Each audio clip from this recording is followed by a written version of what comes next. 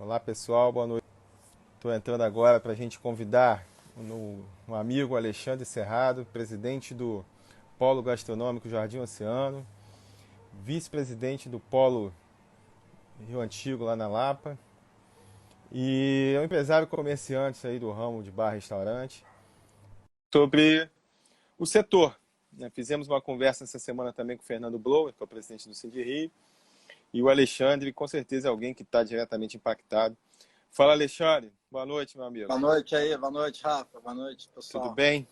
Tudo. Quer dizer, bem, sim, bem, a gente pergunta hoje se a de saúde está bem, né? Porque Não, a bem, a gente pancada tem, veio, né? cada vez séria, a gente tem que ficar bem, né? Para superar isso aí, né? Tem que ter saúde. Não tem jeito. Exatamente, exatamente.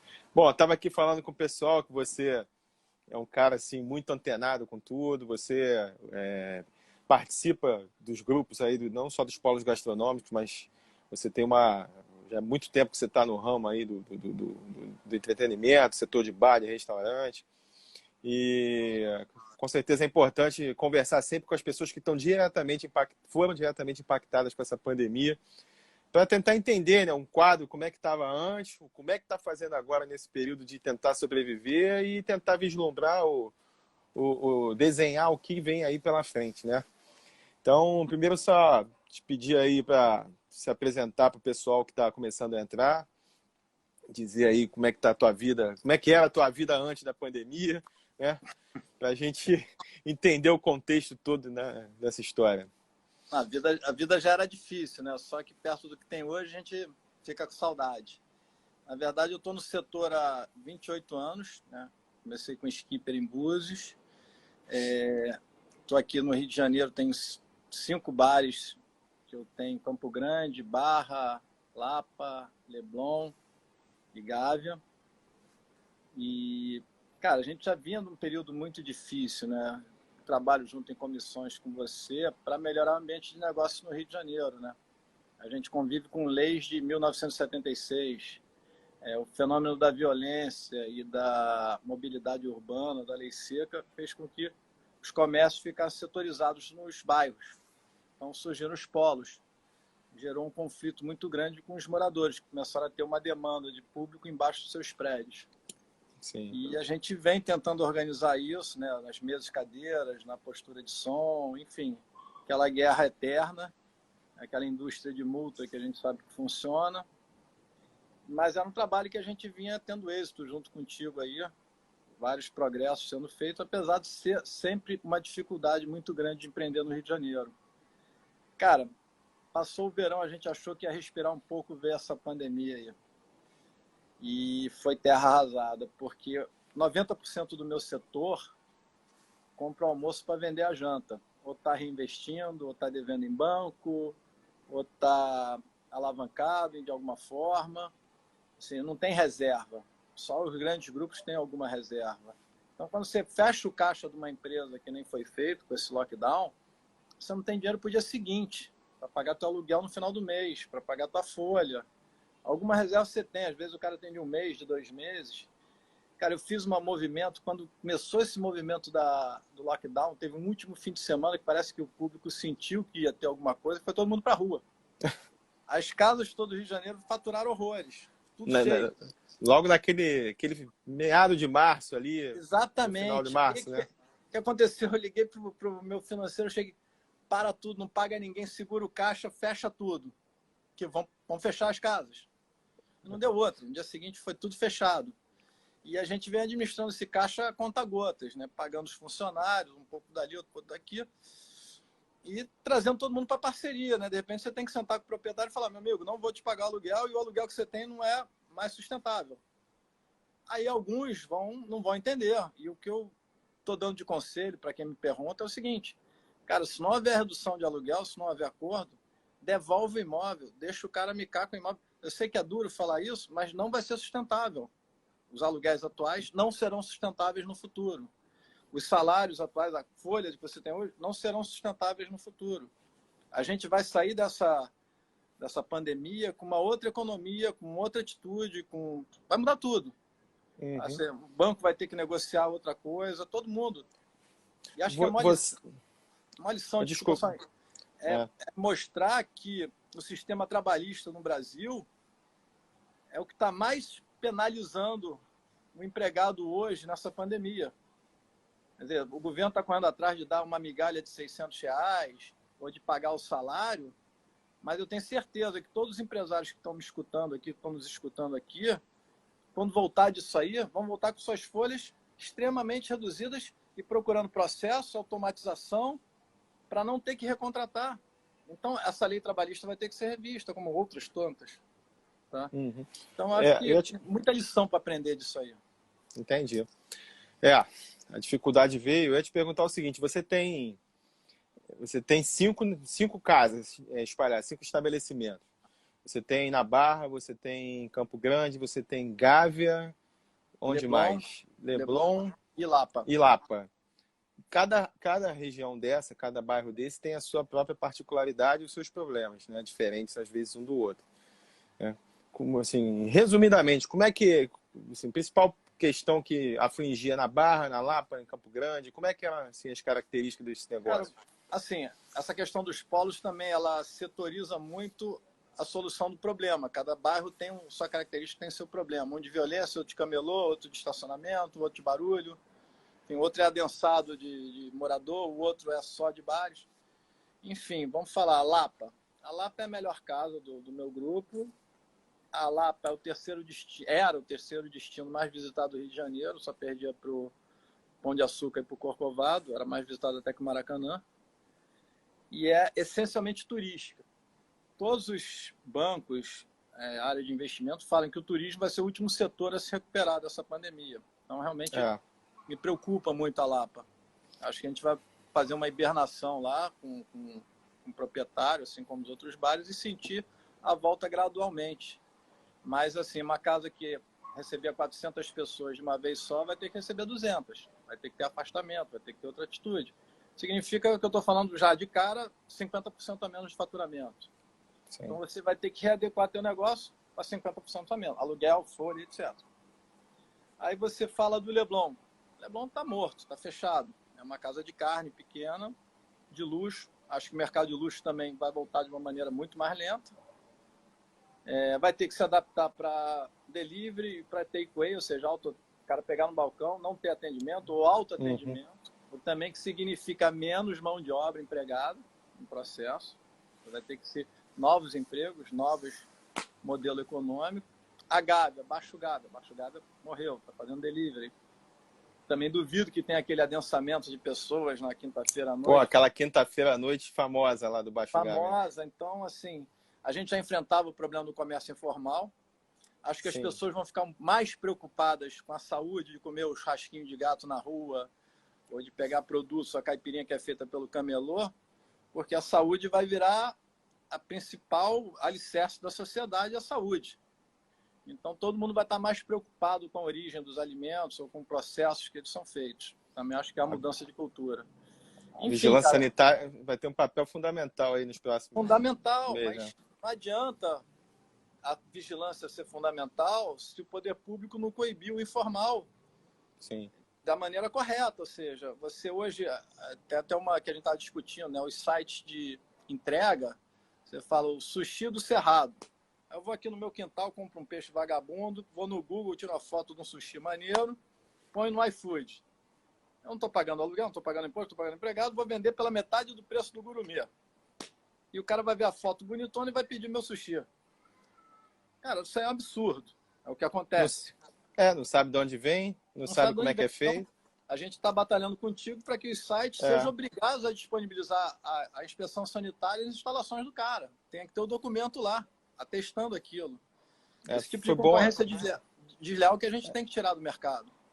Foi bom você falar até para dizer que se não fosse a pandemia, já estava na boca da votação ali na pauta o projeto esse nosso projeto aí que a gente construiu ali a várias mãos, né? Que obriga a todos os estabelecimentos que estão cadastrados em todas as plataformas de delivery, seja o iFood, seja o Uber Eats, seja o Rappi, eles vão ter que disponibilizar na plataforma. O consumidor vai ter que ter acesso ali na hora ao alvará de estabelecimento e à licença sanitária. Sem dúvida. Justamente para evitar. É muito Exatamente. A gente fácil, tem entendeu? que. Você já tem o fenômeno do ghost kit, ou seja, pessoas abrirem cozinhas com uma marca sem precisar estar na rua. É aquele fenômeno do sushirão, por exemplo. O cara que mais Sim. vende sushi no Brasil, não tem uma loja. É válido, é um modelo de negócio que é super válido. Aconselho a todo mundo procurar uma plataforma dessa. Mas você tem que estar dentro da lei. Tem que ter vigilância sanitária, tem que ter instalação comercial, tem que ter o GEM, tem que ter o alvará. Seus empregados têm que estar registrados, você tem que pagar nota fiscal na mercadoria, tem que emitir nota fiscal. Tem que ser igual para todos. Entendeu? Senão fica desleal o processo. Fica desleal. E essa disparidade de tratamento que a gente tem que acabar. Entendeu? Como atualizar as leis de posturas de rua, que são de 1976. A cidade mudou, a cidade muda. Ela vai. O bairro que era residencial virou comercial, o outro virou industrial, o que era industrial virou residencial. As coisas vão mudando e as leis não acompanham na mesma velocidade. Isso que a gente tem que batalhar. E os fiscais são de 50 anos, não tem concurso público para fiscal de postura. O último concurso que teve foi de 92. Então, e o cara vai com o livrinho, 1992. o fiscal de 92 e o livrinho é de 76. Pra tu ver como é que a gente sofre. Então, assim, é muito complicado, assim, para explicar para o investidor isso. Cara, vamos investir num restaurante ali na Olegário, ali na Lapa, mas pode isso? Não, não pode, mas dá para fazer. Não dá para explicar uma coisa dessa. É inviável. Assim, eu sou solidário aos empresários, aos empreendedores no Rio de Janeiro, que é um bando de louco. Entendeu? Só guerreiro. Só guerreiro, só kamikaze. Então, assim, a gente é sobrevivente disso aí. A pandemia não vai derrubar a gente. A gente vai sair mais forte disso aí. Quer dizer, vai cair muita gente no meio do caminho. Dá pena ver estabelecimentos já fechando, vários. Muita gente na rua. Eu tenho ex-empregados passando fome, sendo despejados em áreas de comunidade. Assim, a gente que está na rua, eu comecei a vender quentinha no meu restaurante aqui no Olegário. Fiz um projeto social de doação para doar quentinha. Eu dou quentinha para o pessoal da Conlurb, que só recebe uma ração por dia. O pessoal do Barra Presente, para quem está trabalhando na rua. Vou para a rua doar quentinha. 30% da minha produção é doada, fora o que eu arrecado para fazer mais. Assim, é um pouco, mas é um pouco que eu consigo ajudar. Tem empregado meu que eu dou quentinha para ele levar para casa, porque eu não tenho o que comer. Então é muito triste essa realidade. E outra coisa que eu vou falar para vocês é que essa percepção social da gente, da classe média, do empreendedor, vai ter que mudar. Não dá para ficar bem com o teu empregado mal, com a população mal, porque essa percepção social ela vai eclodir agora, a gente vai sofrer muito com isso agora.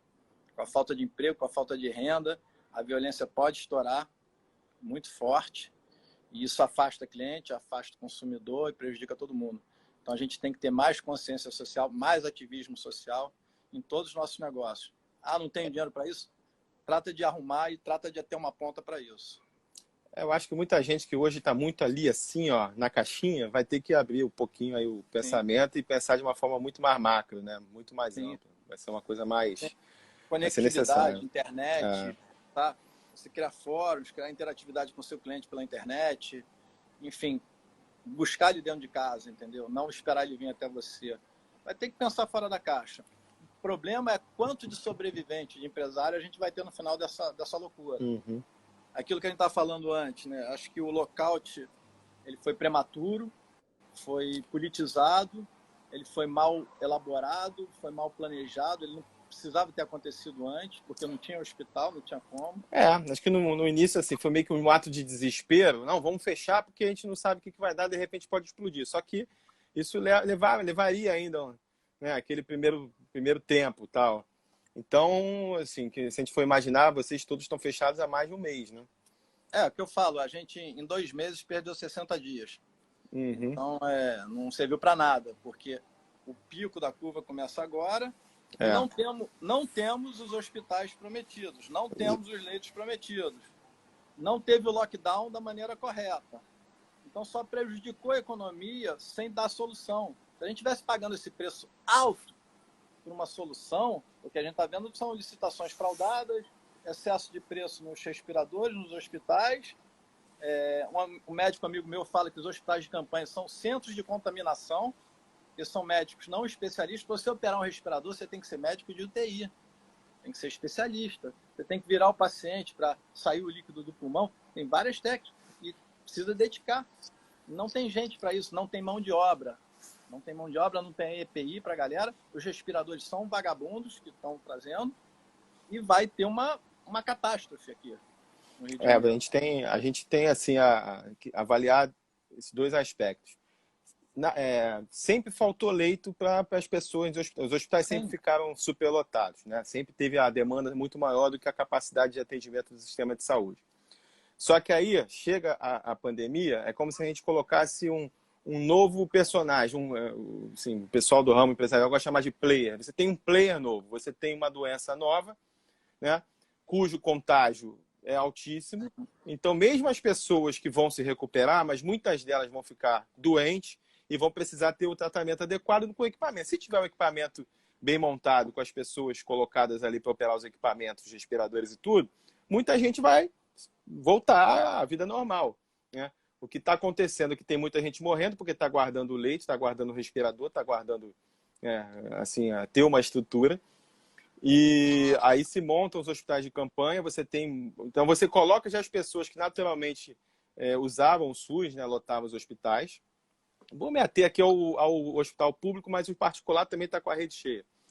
Aí você coloca muito mais gente precisando dessa estrutura, né? Uhum. Aí, quando a gente vai avaliar o que tem realmente, você tem vários hospitais, seja ele municipal, estadual, federal, uma quantidade de leitos que estão quase prontos para que fossem operados, mas não tem porque não se contrata gente, né?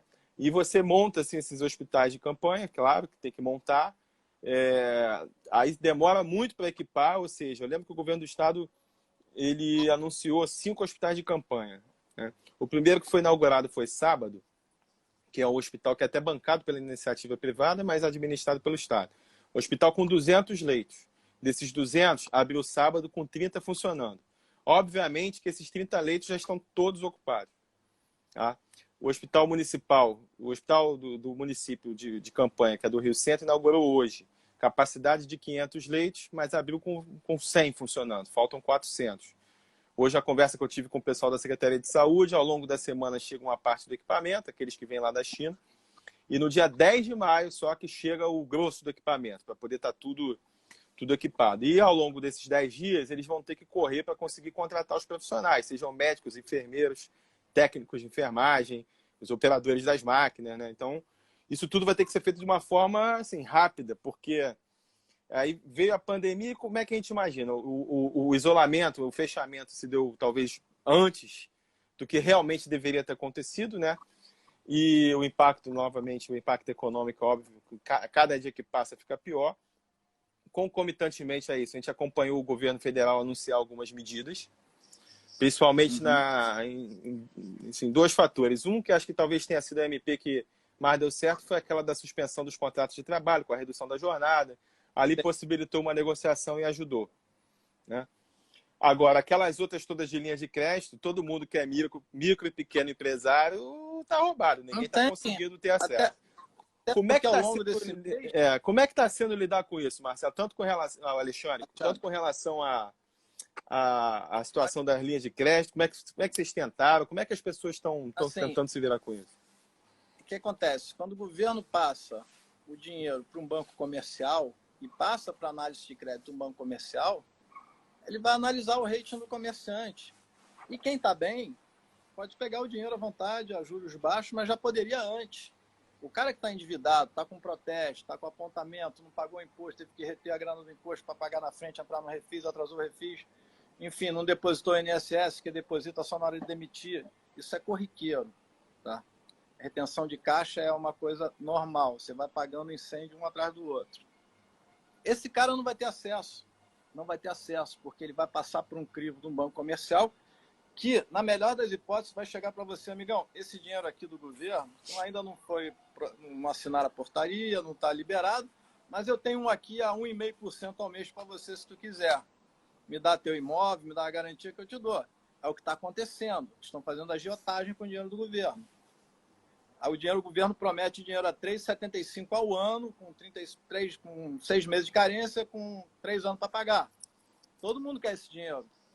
Mas se não tiver um plano Marshall, realmente, de o governo tomar risco de ter inadimplência, mas salvar 80%, 90% do mercado, a quebradeira vai ser geral, o desemprego vai ser geral e não vai recuperar.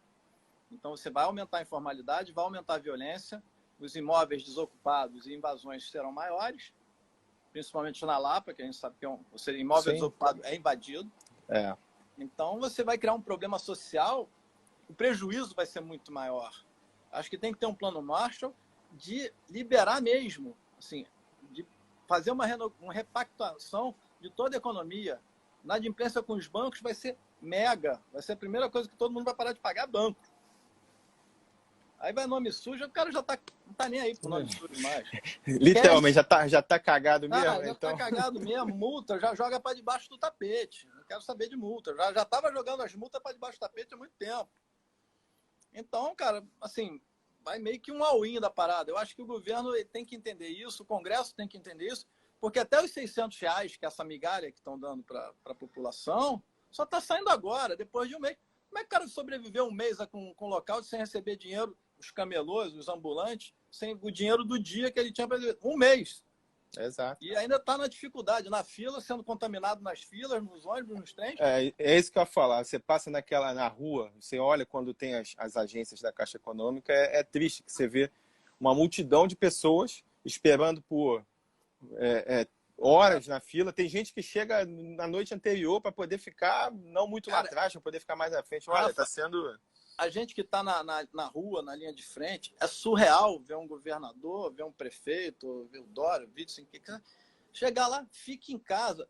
Cara, vai explicar isso para um pai de família numa comunidade que mora com 10 pessoas numa casa pequena, perfeito, que não tem ar-condicionado, não tem Netflix, não tem videogame, não tem home office, e o cara tem que comprar comida e vai ficar confinado, vai pedir para esse cara ficar confinado. Me diz como, cara? Não existe isso. O planejamento que você tem para a classe média e classe alta não pode ser o mesmo que se tem para quem mora nas comunidades. É impossível. Né? Não, é impossível, infelizmente. Assim, a classe média não, fica em casa, fica em casa. Eu achei, cara, é muito bonito isso. Se o governo fizer essa parte dele, acho que todo mundo, o povo brasileiro é guerreiro, mas sozinho não sobrevive. E não adianta falar que na Europa, na Itália... Cara, a gente está no Brasil. A gente não está na Itália, a gente não está na Espanha, a gente está no Brasil. Cada um com seu cada um, exatamente. Cada um com seu cada um. Acho que faltou esse planejamento. Quer dizer, o governador falar que está copiando o que a Organização Mundial de Saúde fez, o que a Itália fez, o que a Espanha fez. Cara, então se muda para a Itália, para a Espanha, vai governar lá, cara. Está governando o Rio de Janeiro. É outra história, é outro patamar, né? Como a gente fala. Então, outro acho patamar. que é outro patamar. Eu não. Não, você, cara, você tá do lado de cada fronteira. Sou Flamengo, não. Você tá guerreando com a gente. Eu acho que, cara, Rafa, falando passado, eu falei que já estava difícil, né? Falando do presente, é um momento de renegociar aluguel, renegociar os créditos, repactuar tudo e tentar minimamente sobreviver. Vai queimar gordura, vai pegar dinheiro emprestado, mas vamos tentar chegar ali, ó, no final dessa história. Mais um mês, 2 meses. Uhum. Vamos fazer essa força. Vai chegar endividado mesmo. Tem gente que não vai conseguir sobreviver, muita gente. Tá? Mas procura sócio, procura parceria, chama teu empregado para conversar, ele está ali para receber R$100, 50, qualquer coisa que você der, ele vai ficar grato e vai resolver lá na frente. Tá? Porque vai voltar, existe uma demanda reprimida, vai voltar com outro comportamento, claro, mas a economia ela vai gerar uma escala menor. Você vai ganhar dinheiro, mas menos dinheiro, o teu funcionário vai ganhar menos dinheiro, o banco vai ganhar menos, todo mundo vai ganhar menos dinheiro. Então ela vai se reajustar. O problema é como? O problema não adianta fazer isso se o político, o governo não faz a parte dele. Abre mão do fundo eleitoral, diminui o dinheiro. Exato. Acho que toda a economia tem que descer junta. Não adianta um setor ficar achando que vai se dar bem. Senão vai desequilibrar. Entendeu? O setor público tem que entrar no jogo também. Não, você está certíssimo. Eu, inclusive, já fiz algumas lives e comentários. Fiz uma até com o Marcelo Calero, que é o deputado federal do Cidadania, que é o partido que eu estou. E já é até uma bandeira do partido usar aquele fundão de 2 bilhões do fundo eleitoral. Se vai ter campanha esse ano. A princípio vai ser em outubro, mas é bem possível que seja adiada para novembro ou dezembro, mas vai ter esse ano. Agora, vai guardar o dinheiro para uma campanha eleitoral num momento como esse? Não tem, não tem lógica, não tem cabimento. Cada um se vira como pode, meu amigo. Isso aí... Menor sentido. Assim, então, 2 bilhões que já, de repente, ajudariam bastante aí, de vocês. Eu vou ler alguns comentários que tem aqui que eu vi que o Faenza comentou. Com relação ao delivery, os restaurantes que não estão acostumados com as plataformas, como ele fala aqui, o iFood você tem tipo um ranking, né? Então, esses que são o Dark Kitchen, como você chama, ou esses que são montados especialmente para se encaixarem na plataforma sem ter um tipo de fiscalização ali, de saber de onde vem, esses levam vantagem em cima daqueles estabelecimentos que são os que são que realmente que movem a economia, que estão ali, que tem uma história, que tem, que tem um trabalho social, né? Então, o delivery ao qual vocês hoje estão obrigados a fazer, isso é muito pouco, né? Isso com certeza Cara, não paga, é uma forma, né? ajuda a pagar teu funcionário, e você fazer alguma ação social. O fato é que o iFood, o Rappi, esses que estão aí, são plataformas caras com comerciante que paga aluguel, imposto empregado.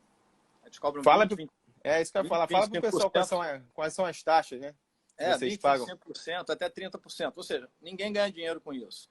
O Ghost Kitchen, ou Dark Kitchen, como queira chamar, que é uma cozinha feita em qualquer lugar que ninguém sabe aonde, que a gente está tentando fazer com que a lei chegue neles, tá? Ele não paga empregado, não paga aluguel, não tem nota fiscal da mercadoria e entra lá. Então, ele tem margem para dar esses 20%, 25% para o iFood, que o comerciante não tem. Então, o que eu aconselho ao comerciante é encarar o iFood, o Rappi, como um peixe urbano, um vendedor de cupom. Ele vai aumentar a tua base de clientes, porque vai todo mundo ver a tua marca, tá? E trate de fazer o teu orgânico. Contratar um bicicleteiro, um motoqueiro, botar um funcionário lá. É lógico, tem a implicação das leis. Ou seja, se o cara quebrar, vai ter que indenizar, tá? Aquelas coisas todas. Se for atropelado pela moto, existe, você chegar num patamar de mais de 5 mil de entrega, já vale a pena você contratar uma empresa terceirizada para fugir do risco trabalhista e do risco de acidente. Tá? Existe, mas vocês têm que pesquisar isso aí direitinho. O fato que as plataformas de entrega não dão dinheiro para o comerciante. Tá? Simplesmente para você botar a máquina para girar. Então você tem que encarar aquilo como um peixe urbano, como uma venda de cupom, que é caro para caramba, você não ganha dinheiro também, mas você entra numa base de dados gigante. Então tua marca fica conhecida até como entrega. Então o que eu aconselho é que o comerciante não faça o negócio pautado nisso, porque ele não vai ganhar dinheiro. Tá? Ele use aquilo como divulgador e parta para uma função de entrega orgânica. Existem empresas que já estão fazendo isso. Tá? Esse é o conselho que eu dou. O outro conselho que eu dou é para rever o modelo. Quer dizer, nos meus negócios, eu estou focando em alimentação, que é um setor que vai sobreviver, principalmente alimentação barata, de base. O entretenimento eu estou deixando na prateleira, porque eu não sei como é que vem isso aí para frente. Quer dizer, a densidade das casas, como vão ser, shows, que eu trabalho com show em 80% das minhas casas. Como é que o músico vai sobreviver, o DJ vai sobreviver, os promoters vão sobreviver. Eu não sei como é que vai ser aquelas festas de 3 mil pessoas juntadas, se abraçando, bebendo. Não sei, cara. A gente não sabe, ninguém sabe. Mas é uma resposta que vem depois das outras. Exato. Essa resposta não vem agora. A gente vai abrir nosso restaurante com menos capacidade, com mais afastamento e com outras atitudes. O cara vai pagar pelo celular, vai pedir pelo celular, não vai ter garçom, vai ter um entregador só, ou vai pegar no balcão. Então, esse tipo de atitude eu sei que o comerciante vai ter. Então, você vai ter um desemprego maior ainda no nosso setor, porque não vai ser readmitida essa galera que está indo para a rua. Pouca gente será readmitida. Existe oportunidade de sociedades que estão se desfazendo por causa da crise. Você pode procurar oportunidades aí de novas associações, novos pontos. Os polos servem para isso. Acho que os polos têm que se ajudar e ver quem está de dificuldade e quiser se associar, porque o cara tem um ponto bom, um ponto tradicional, um negócio que sempre deu dinheiro, que não vai conseguir passar a crise. Então vamos pegar gente que tem dinheiro e se associar. Melhor ficar com um pedaço que ficar sem nada. Entendeu? Eu acho que está na hora de ser cooperativo no processo. Tá? Senão vai todo mundo quebrar. 80% do mercado quebra. Mas quebra mesmo. Ele já tinha um índice de 80% de endividamento que não chegava. O histórico é que 80% não chega em 3 anos. Isso era historicamente. Vai renovando, vai entrando pato novo na história, mas aqui eles vão fechando. Eu estou te falando que vai fechar e não vai renovar. É difícil alguém voltar para esse setor agora. Está todo mundo procurando plataforma digital, internet. O investidor agora investir em restaurante, só o próprio investidor de restaurante, ou seja, o cara que está estruturado vai se associar a você. Você não vai bater num banco, vamos abrir um restaurante, o banco vai te botar para fora, vai te botar correndo para a rua. Então, acho que aconselho a todo mundo a procurar o próprio nicho de investimento para refazer seus negócios. Tá? As sociedades estão se refazendo também. Assim como os casamentos vão se refazer, porque ninguém aguenta ficar tanto tempo confinado junto, né? Sociedade, mais ou menos, a mesma coisa. Eu vou te falar uma coisa, cara. A minha mulher falou assim, pô, vou fazer uma live aí você, para todo mundo saber como é que tá sendo lidar um com o outro esse tempo em casa, mais tempo junto.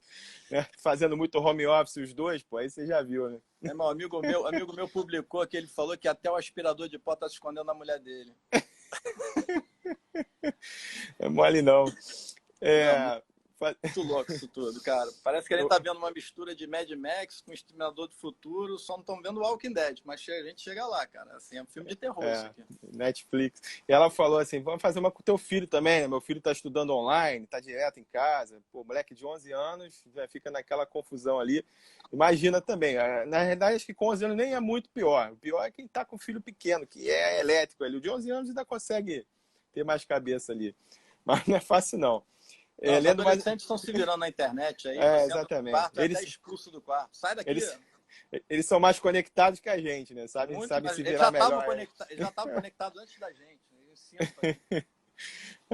Vou ler aqui algumas com relação a banco, né? Não sei se muita gente não deve saber, mas lá no início, quando se falou da tal das linhas de crédito, né, para as empresas, o governo federal fez um gesto. Ele tem uma taxa que os bancos pagam, um percentual, em cima dos depósitos que eles deixam, né, lá com o governo. E essa taxa é de 25%. O governo federal baixou essa taxa de 25%. Oi? Tá me ouvindo? Agora eu tô. Tá ouvindo? Tá. Tem aquela taxa dos depósitos compulsórios que os bancos pagam, que era de 25%. Com a pandemia, o governo federal baixou de 25% para 17%. Avaliando que essa diferença desses 8% seria para facilitar o crédito que as empresas, os empresários conseguiriam ter uma facilidade melhor. Não, isso aqui, em resumo, os bancos estão ganhando muito mais e não estão repassando nada para vocês.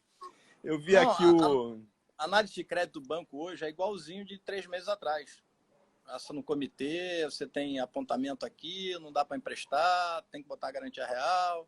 Recebível não tem mais para botar, né? Ninguém tem mais recebível, porque também era uma moeda de troca.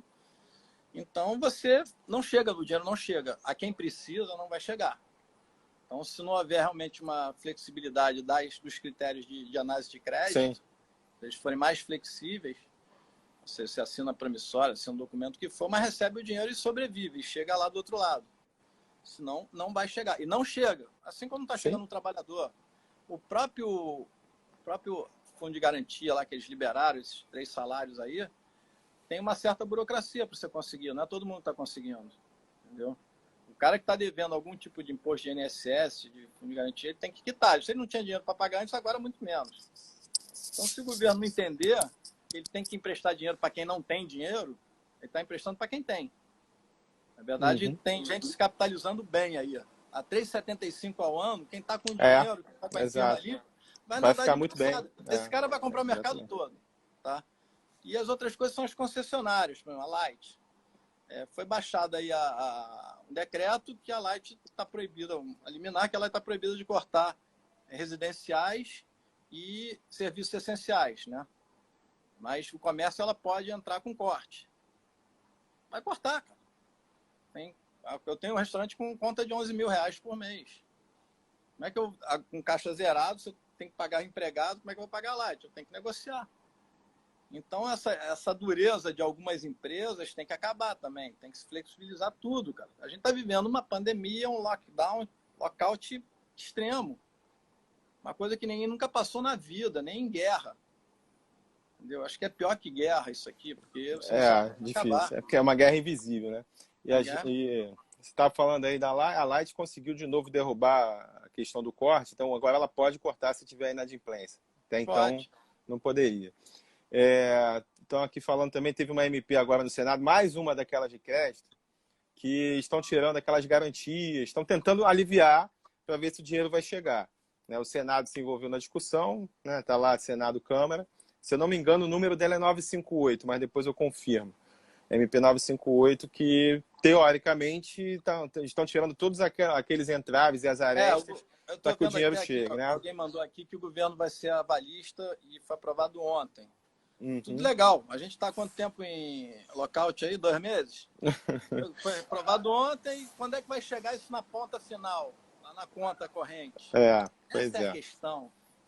Entendeu? E tá Essa é a todo questão. mundo já aqui, ó. Todo Não, tu mundo. chega lá no banco, não, ainda não foi assinado pelo presidente, ainda tem que ir pro Congresso, os caras vão te empurrando, cara. E vai uma semana após a outra. Aí tu promete para todo mundo, não, vou pegar o dinheiro ali, vou pagar todo mundo, vou zerar, e não chega. E é uma reação em cadeia que vai causando muito triste, né, para todo mundo. Confirmando, se essa situação de isolamento, de confinamento, se ela perdurar, por exemplo, aqui no Rio especificamente, o governo estadual e a prefeitura não estão no mesmo passo, né? Cada um está definindo algumas coisas e com relação aqui aos setores econômicos, né, a prefeitura que acaba definindo como vai ser como será a regra. Por exemplo, no decreto estadual, os bares e restaurantes poderiam até funcionar com 30% da sua capacidade. Já no decreto municipal diz que é só o delivery mesmo, né? Então tem essa diferença. Só que como o município é quem dá o alvará, tem já uma jurisprudência afirmando que é o que o município é o que comanda, então se o município decretou que é só o delivery, vale o que está no município. Então eles não andam no mesmo compasso e isso assim atrapalha bastante qualquer tipo de planejamento. Então o governo estadual... Pelo que a gente está vendo, quer dizer, o prefeito jogou a data para reavaliar 15 de maio. 15 de maio. O governador tinha falado dia 11, mas já estava o secretário de saúde ontem, do estado, falando que vai apertar a rigidez do lockout. E a gente está vendo o colapso aumentando. Ou seja, não vendo nenhuma notícia que vai regredir esse processo. Ele só vai jogando para frente, entendeu?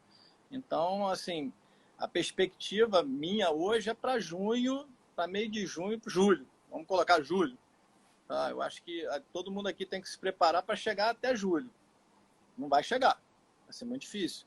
Esse dinheiro do governo, você que está aí nessa ponta, que tem o acesso a deputados, o pessoal, tem que passar essa percepção nossa aqui. Ele tem que chegar de fato, rapidez total, senão muita coisa vai ser perdida. Tá? A gente pode fazer o lockdown se tiver esse crédito, tá? Porque senão não vai conseguir. Não vai conseguir. Assim, é muito triste, cara. Assim, eu chego a chorar com meus funcionários, ou quando a gente... Porque é muito triste, tem que dar. Eu dou cesta básica, vou na minha despensa do restaurante pegar comida, montar a cesta básica, tirar do estoque, de fazer quentinha para dar pro cara, que o cara tá com a família lá ferrada. E eu não tenho mais nada para dar para ele, cara. Todo o dinheiro da venda nossa é invertido para os próprios funcionários, que ficam até de voluntários. Só que eu não consigo recontratar todo mundo, botar todo mundo para trabalhar. O cara tá em casa, porque o garçom não tem home office, o cozinheiro não tem home office, o executivo tem. Esses caras não têm. Assim, até o ambulante. Sobre o setor, né? Fizemos uma conversa essa semana também com o Fernando Bloch, que é o presidente do Sindirio, e o Alexandre, com certeza é alguém que está diretamente impactado. Fala, Alexandre. Boa noite, meu amigo. Boa noite aí, boa noite, Rafa. Boa noite, pessoal. Tudo bem? Tudo. Quer dizer, bem, assim, bem a gente pergunta hoje se é de saúde tá bem, né? Porque não, a pancada veio, né? A pancada veio séria, a gente tem que ficar bem, né? Para superar isso aí, né? Tem que ter saúde. Não tem jeito. Exatamente, exatamente.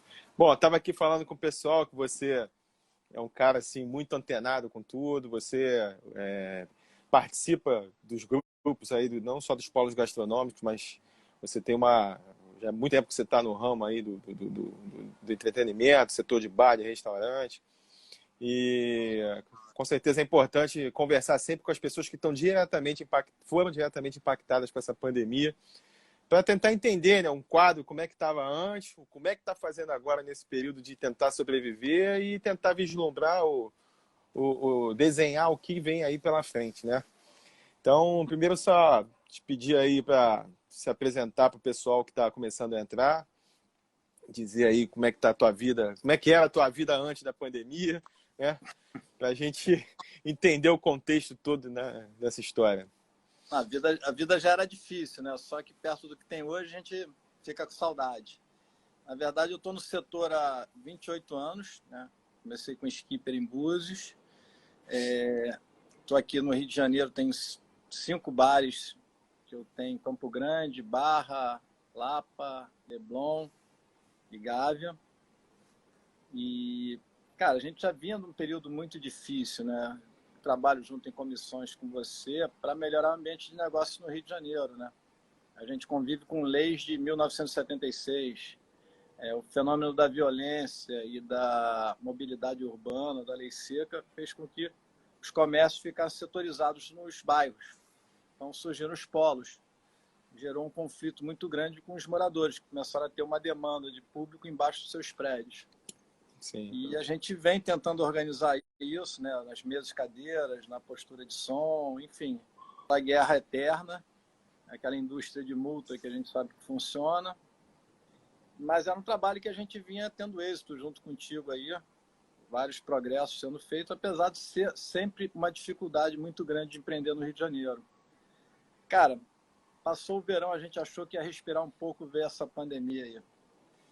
E foi terra arrasada, porque 90% do meu setor compra o almoço para vender a janta. Ou está reinvestindo, ou está devendo em banco, ou está alavancado de alguma forma. Assim, não tem reserva. Só os grandes grupos têm alguma reserva. Então, quando você fecha o caixa de uma empresa que nem foi feito com esse lockdown, você não tem dinheiro para o dia seguinte, para pagar teu aluguel no final do mês, para pagar tua folha. Alguma reserva você tem. Às vezes o cara tem de 1 mês, de 2 meses. Cara, eu fiz um movimento, quando começou esse movimento do lockdown, teve um último fim de semana que parece que o público sentiu que ia ter alguma coisa, foi todo mundo para a rua. As casas de todo o Rio de Janeiro faturaram horrores. Tudo cheio. Logo naquele meado de março ali. Exatamente. No final de março, né? O que aconteceu? Eu liguei pro meu financeiro, eu cheguei, para tudo, não paga ninguém, segura o caixa, fecha tudo. Que vão fechar as casas.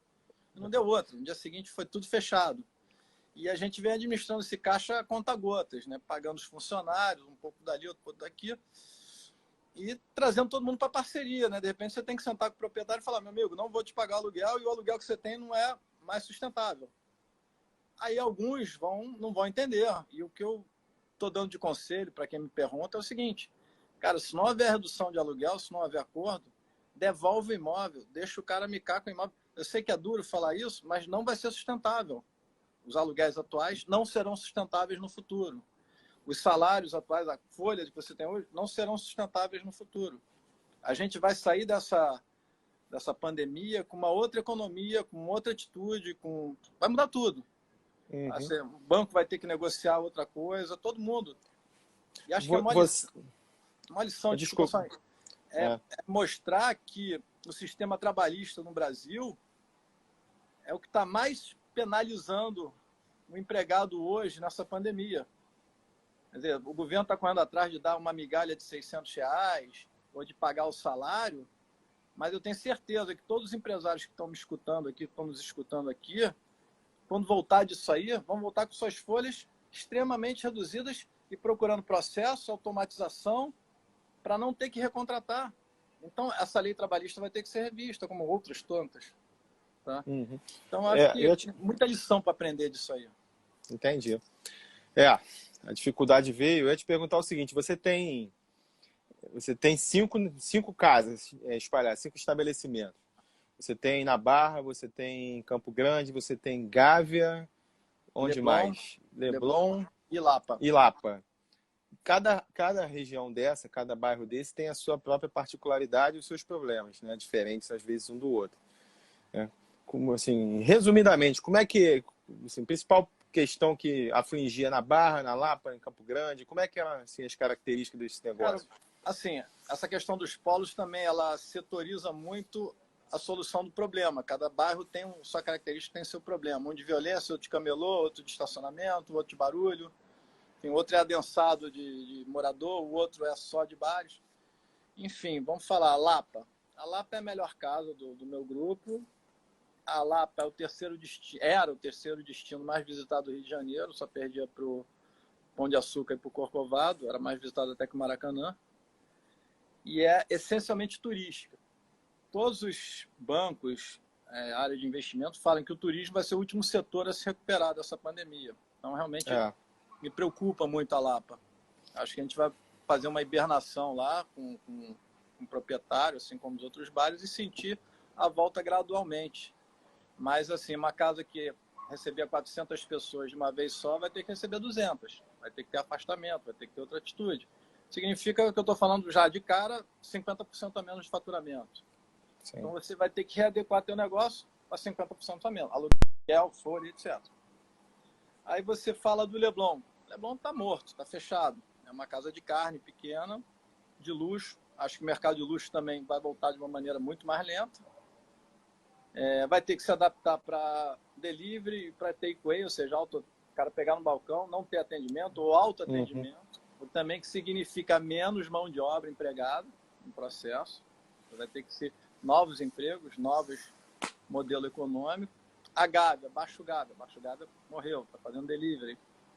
Também duvido que tenha aquele adensamento de pessoas na quinta-feira à noite. Pô, aquela quinta-feira à noite famosa lá do Baixo Gávea. Famosa, então, assim, a gente já enfrentava o problema do comércio informal. Acho que as pessoas vão ficar mais preocupadas com a saúde de comer o churrasquinho de gato na rua ou de pegar produtos, a caipirinha que é feita pelo camelô, porque a saúde vai virar a principal alicerce da sociedade, a saúde. Então, todo mundo vai estar mais preocupado com a origem dos alimentos ou com processos que eles são feitos. Também acho que é a mudança de cultura. Enfim, vigilância sanitária vai ter um papel fundamental aí nos próximos fundamental, meses, mas não adianta a vigilância ser fundamental se o poder público não coibir o informal. Sim. Da maneira correta. Ou seja, você hoje, tem até uma que a gente estava discutindo, né, os sites de entrega, você fala o sushi do Cerrado. Eu vou aqui no meu quintal, compro um peixe vagabundo, vou no Google, tiro uma foto de um sushi maneiro, põe no iFood. Eu não estou pagando aluguel, não estou pagando imposto, estou pagando empregado, vou vender pela metade do preço do Gurumê. E o cara vai ver a foto bonitona e vai pedir meu sushi. Cara, isso é um absurdo. É o que acontece. Não sabe de onde vem, não sabe como é que é feito. Então, a gente está batalhando contigo para que os sites sejam obrigados a disponibilizar a inspeção sanitária e as instalações do cara. Tem que ter o documento lá, atestando aquilo. Esse tipo de concorrência desleal que a gente tem que tirar do mercado. Foi bom você falar até para dizer que se não fosse a pandemia, já estava na boca da votação ali na pauta o projeto esse nosso projeto aí que a gente construiu ali a várias mãos, né? Que obriga a todos os estabelecimentos que estão cadastrados em todas as plataformas de delivery, seja o iFood, seja o Uber Eats, seja o Rappi, eles vão ter que disponibilizar na plataforma. O consumidor vai ter que ter acesso ali na hora ao alvará de estabelecimento e à licença sanitária. Sem dúvida. Justamente para evitar. Exatamente. Fácil, a gente tem que... Você já tem o fenômeno do Ghost Kit, ou seja, pessoas abrirem cozinhas com uma marca sem precisar estar na rua. É aquele fenômeno do sushirão, por exemplo. O cara que mais vende sushi no Brasil, não tem uma loja. É válido, é um modelo de negócio que é super válido. Aconselho a todo mundo procurar uma plataforma dessa. Mas você tem que estar dentro da lei. Tem que ter vigilância sanitária, tem que ter instalação comercial, tem que ter o GEM, tem que ter o alvará. Seus empregados têm que estar registrados, você tem que pagar nota fiscal na mercadoria, tem que emitir nota fiscal. Tem que ser igual para todos. Entendeu? Senão fica desleal o processo. Fica desleal. E essa disparidade de tratamento que a gente tem que acabar. Entendeu? Como atualizar as leis de posturas de rua, que são de 1976. A cidade mudou, a cidade muda. Ela vai... O bairro que era residencial virou comercial, o outro virou industrial, o que era industrial virou residencial. As coisas vão mudando e as leis não acompanham na mesma velocidade. Isso que a gente tem que batalhar. E os fiscais são de 50 anos, não tem concurso público para fiscal de postura. O último concurso que teve foi de 92. Então, e o cara vai 1992. Com o livrinho, o fiscal de 92 e o livrinho é de 76. Pra tu ver como é que a gente sofre. Então, assim, é muito complicado, assim, para explicar para o investidor isso. Cara, vamos investir num restaurante ali na Olegário, ali na Lapa, mas pode isso? Não pode, mas dá para fazer. Não dá para explicar uma coisa dessa. É inviável. Assim, eu sou solidário aos empresários, aos empreendedores no Rio de Janeiro, que é um bando de louco. Entendeu? Só guerreiro. Só guerreiro, só kamikaze. Então, assim, a gente é sobrevivente disso aí. A pandemia não vai derrubar a gente. A gente vai sair mais forte disso aí. Quer dizer, vai cair muita gente no meio do caminho. Dá pena ver estabelecimentos já fechando, vários. muita gente na rua. Eu tenho ex-empregados passando fome, sendo despejados em áreas de comunidade. Assim, a gente que está na rua, eu comecei a vender quentinha no meu restaurante aqui no Olegário. Fiz um projeto social de doação para doar quentinha. Eu dou quentinha para o pessoal da Conlurb, que só recebe uma ração por dia. O pessoal do Barra Presente, para quem está trabalhando na rua. Vou para a rua doar quentinha. 30% da minha produção é doada, fora o que eu arrecado para fazer mais. Assim, é um pouco, mas é um pouco que eu consigo ajudar. Tem empregado meu que eu dou quentinha para ele levar para casa, porque eu não tenho o que comer. Então é muito triste essa realidade. E outra coisa que eu vou falar para vocês é que essa percepção social da gente, da classe média, do empreendedor, vai ter que mudar.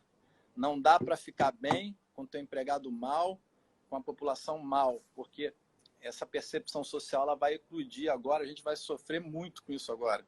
Com a falta de emprego, com a falta de renda, a violência pode estourar muito forte, e isso afasta o cliente, afasta o consumidor e prejudica todo mundo. Então a gente tem que ter mais consciência social, mais ativismo social em todos os nossos negócios. Ah, não tenho dinheiro para isso? Trata de arrumar e trata de ter uma ponta para isso.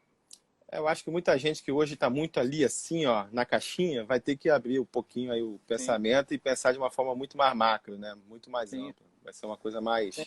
Conectividade, internet, tá? Você criar fóruns, criar interatividade com o seu cliente pela internet, enfim, buscar ele dentro de casa, entendeu? Não esperar ele vir até você. Vai ter que pensar fora da caixa. O problema é quanto de sobrevivente, de empresário, a gente vai ter no final dessa loucura. Uhum. Aquilo que a gente estava falando antes, né? Acho que o lockout ele foi prematuro, foi politizado, ele foi mal elaborado, foi mal planejado, ele não precisava ter acontecido antes, porque não tinha hospital, não tinha como. Acho que no início assim, foi meio que um ato de desespero. Não, vamos fechar porque a gente não sabe o que vai dar, de repente pode explodir. Só que isso levaria ainda, né, aquele primeiro tempo tal. Então, assim, se a gente for imaginar, vocês todos estão fechados há mais de um mês, né? O que eu falo, a gente em 2 meses perdeu 60 dias.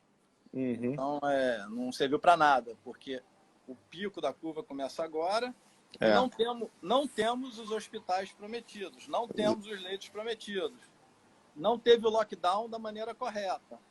Então, só prejudicou a economia sem dar solução. Se a gente estivesse pagando esse preço alto por uma solução, o que a gente está vendo são licitações fraudadas, excesso de preço nos respiradores, nos hospitais. Um médico amigo meu fala que os hospitais de campanha são centros de contaminação, que são médicos não especialistas. Para você operar um respirador, você tem que ser médico de UTI, tem que ser especialista, você tem que virar o paciente para sair o líquido do pulmão. Tem várias técnicas e precisa dedicar. Não tem gente para isso, não tem mão de obra.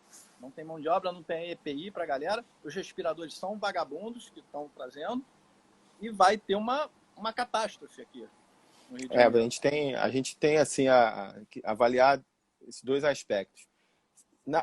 Sempre faltou leito para as pessoas, os hospitais sempre ficaram superlotados, né? Sempre teve a demanda muito maior do que a capacidade de atendimento do sistema de saúde.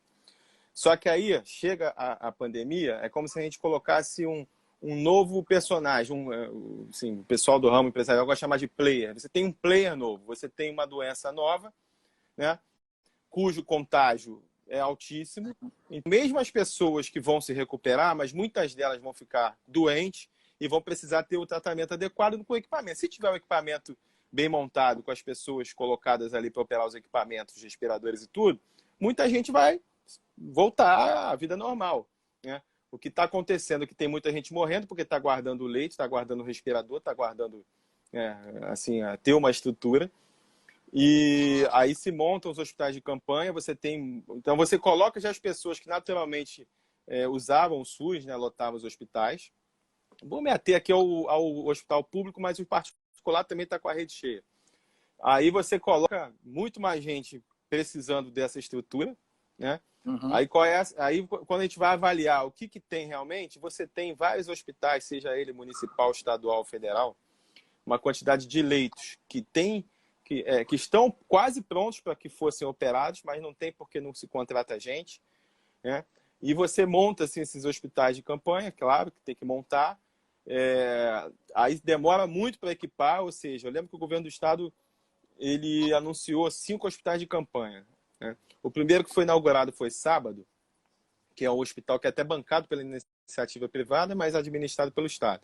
Hospital com 200 leitos. Desses 200, abriu sábado com 30 funcionando. Obviamente que esses 30 leitos já estão todos ocupados. Tá? O hospital municipal, o hospital do município de campanha, que é do Rio Centro, inaugurou hoje. Capacidade de 500 leitos, mas abriu com 100 funcionando. Faltam 400. Hoje, a conversa que eu tive com o pessoal da Secretaria de Saúde, ao longo da semana chega uma parte do equipamento, aqueles que vêm lá da China, e no dia 10 de maio só que chega o grosso do equipamento, para poder estar tudo equipado. E ao longo desses 10 dias, eles vão ter que correr para conseguir contratar os profissionais, sejam médicos, enfermeiros, técnicos de enfermagem, os operadores das máquinas, né? Então, isso tudo vai ter que ser feito de uma forma assim, rápida, porque aí veio a pandemia e como é que a gente imagina? O isolamento, o fechamento se deu talvez antes do que realmente deveria ter acontecido, né? E o impacto, novamente, o impacto econômico, óbvio, cada dia que passa fica pior. Concomitantemente a isso, a gente acompanhou o governo federal anunciar algumas medidas, principalmente em 2 fatores. Um, que acho que talvez tenha sido a MP que mais deu certo, foi aquela da suspensão dos contratos de trabalho, com a redução da jornada. Ali possibilitou uma negociação e ajudou, né? Agora, aquelas outras todas de linhas de crédito, todo mundo que é micro e pequeno empresário está roubado, ninguém está conseguindo ter acesso. Como é que está sendo lidar com isso, Marcelo? Tanto com relação ao Alexandre, tanto com relação à situação das linhas de crédito, como é que vocês tentaram? Como é que as pessoas estão tentando se virar com isso? O que acontece? Quando o governo passa o dinheiro para um banco comercial e passa para análise de crédito um banco comercial, ele vai analisar o rating do comerciante. E quem está bem pode pegar o dinheiro à vontade, a juros baixos, mas já poderia antes. O cara que está endividado, está com protesto, está com apontamento, não pagou imposto, teve que reter a grana do imposto para pagar na frente, entrar no refis, atrasou o refis, enfim, não depositou o INSS, que deposita só na hora de demitir. Isso é corriqueiro, tá? Retenção de caixa é uma coisa normal, você vai pagando incêndio um atrás do outro. Esse cara não vai ter acesso, porque ele vai passar por um crivo de um banco comercial que, na melhor das hipóteses, vai chegar para você, amigão, esse dinheiro aqui do governo ainda não assinaram a portaria, não está liberado, mas eu tenho um aqui a 1,5% ao mês para você, se tu quiser. Me dá teu imóvel, me dá a garantia que eu te dou. É o que está acontecendo. Estão fazendo agiotagem com o dinheiro do governo. Aí o governo promete dinheiro a 3,75 ao ano, com 6 meses de carência, com 3 anos para pagar. Todo mundo quer esse dinheiro. Mas se não tiver um plano Marshall, realmente, de o governo tomar risco de ter inadimplência, mas salvar 80%, 90% do mercado, a quebradeira vai ser geral, o desemprego vai ser geral e não vai recuperar. Então, você vai aumentar a informalidade, vai aumentar a violência, os imóveis desocupados e invasões serão maiores, principalmente na Lapa, que a gente sabe que imóvel desocupado é invadido. Então, você vai criar um problema social, o prejuízo é muito maior. Acho que tem que ter um plano Marshall de liberar mesmo, assim, de fazer uma repactuação de toda a economia. Na inadimplência com os bancos vai ser mega, vai ser a primeira coisa que todo mundo vai parar de pagar banco. Aí vai nome sujo, o cara já não tá nem aí pro nome sujo mais. Literalmente, já tá cagado mesmo? Já então... tá cagado mesmo, multa, já joga para debaixo do tapete. Não quero saber de multa. Já tava jogando as multas para debaixo do tapete há muito tempo. Então, cara, assim, vai meio que um all-in da parada. Eu acho que o governo tem que entender isso, o Congresso tem que entender isso, porque até os R$600, que é essa migalha que estão dando para a população, só está saindo agora, depois de um mês. Como é que o cara sobreviveu um mês com local sem receber dinheiro, os camelôs, os ambulantes, sem o dinheiro do dia que ele tinha para viver? Um mês. Exato. E ainda está na dificuldade, na fila, sendo contaminado nas filas, nos ônibus, nos trens. É isso que eu ia falar. Você passa na rua, você olha quando tem as agências da Caixa Econômica, é triste que você vê uma multidão de pessoas esperando por horas na fila. Tem gente que chega na noite anterior para poder ficar não muito lá atrás, para poder ficar mais à frente. Olha, está sendo... A gente que está na rua, na linha de frente, é surreal ver um governador, ver um prefeito, ver o Dória, o Witzel, chegar lá, fique em casa. Cara, vai explicar isso para um pai de família numa comunidade que mora com 10 pessoas numa casa pequena, Perfeito. que não tem ar-condicionado, não tem Netflix, não tem videogame, não tem home office, e o cara tem que comprar comida e vai ficar confinado, vai pedir para esse cara ficar confinado. Me diz como, cara? Não existe isso. O planejamento que você tem para a classe média e classe alta não pode ser o mesmo que se tem para quem mora Não, nas comunidades. É impossível, né? É não, eu impossível, vejo infelizmente. assim, a classe média não, fica em casa, fica em casa. Eu achei, cara, é muito bonito isso. Se o governo fizesse a parte dele, acho que todo mundo, o povo brasileiro é guerreiro, mas sozinho não sobrevive. E não adianta falar que na Europa, na Itália, cara, a gente está no Brasil. A gente não está na Itália, a gente não está na Espanha, a gente está no Brasil. Cada um com Clima seu é cada um, outro, exatamente. cada um com seu cada um. Acho que faltou esse planejamento. Quer dizer, o governador falar que está copiando o que a Organização Mundial de Saúde fez, o que a Itália fez, o que a Espanha fez. Cara, então se muda para a Itália, para a Espanha, vai governar lá, cara. Está governando o Rio de Janeiro. É outra história, é outro patamar, né? Como a gente fala. Então, Outro acho que patamar. é outro patamar. Eu não, eu não. Não, você, cara, você tá do lado de cada Sou fronteira. Flamengo, não. Você tá guerreando com a gente. Eu acho que, cara, Rafa, falando do passado, eu falei que já estava difícil, né? Falando do presente, é um momento de renegociar aluguel, renegociar os créditos, repactuar tudo e tentar minimamente sobreviver. Vai queimar gordura, vai pegar dinheiro emprestado, mas vamos tentar chegar ali, ó, no final dessa história. Mais um mês, 2 meses. Uhum. Vamos fazer essa força. Vai chegar endividado mesmo. Tem gente que não vai conseguir sobreviver, muita gente. Tá? Mas procura sócio, procura parceria, chama teu empregado para conversar, ele está ali para receber R$100, 50, qualquer coisa que você der, ele vai ficar grato e vai resolver lá na frente. Tá? Porque vai voltar, existe uma demanda reprimida, vai voltar com outro comportamento, claro, mas a economia ela vai gerar uma escala menor. Você vai ganhar dinheiro, mas menos dinheiro, o teu funcionário vai ganhar menos dinheiro, o banco vai ganhar menos, todo mundo vai ganhar menos dinheiro. Então ela vai se reajustar. O problema é como? O problema não adianta fazer isso se o político, o governo não faz a parte dele. Abre mão do fundo eleitoral, diminui o dinheiro. Exato. Acho que toda a economia tem que descer junta. Não adianta um setor ficar achando que vai se dar bem. Senão vai desequilibrar. Entendeu? O setor público tem que entrar no jogo também. Não, você está certíssimo. Eu, inclusive, já fiz algumas lives e comentários. Fiz uma até com o Marcelo Calero, que é o deputado federal do Cidadania, que é o partido que eu estou. E já é até uma bandeira do partido usar aquele fundão de 2 bilhões do fundo eleitoral. Se vai ter campanha esse ano. A princípio vai ser em outubro, mas é bem possível que seja adiada para novembro, dezembro, mas vai ter esse ano. Agora, vai guardar o dinheiro para uma campanha eleitoral num momento como esse? Não tem, não tem lógica, não tem cabimento. Cada um se vira como pode, meu amigo. Isso aí, menor sentido. Assim, então, 2 bilhões que já, de repente, ajudariam bastante aí, muitos de vocês. Eu vou ler alguns comentários que tem aqui que eu vi que o Faenza comentou. Com relação ao delivery, os restaurantes que não estão acostumados com as plataformas, como ele fala aqui, o iFood você tem tipo um ranking, né?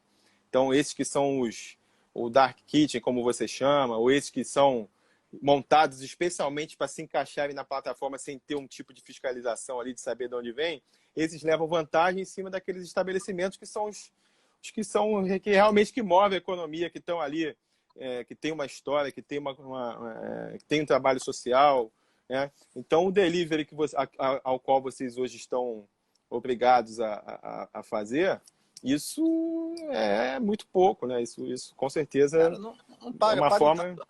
Ajuda a pagar teu funcionário, e você fazer alguma ação social. O fato é que o iFood, o Rappi, esses que estão aí, são plataformas caras para um comerciante que paga aluguel, imposto empregado.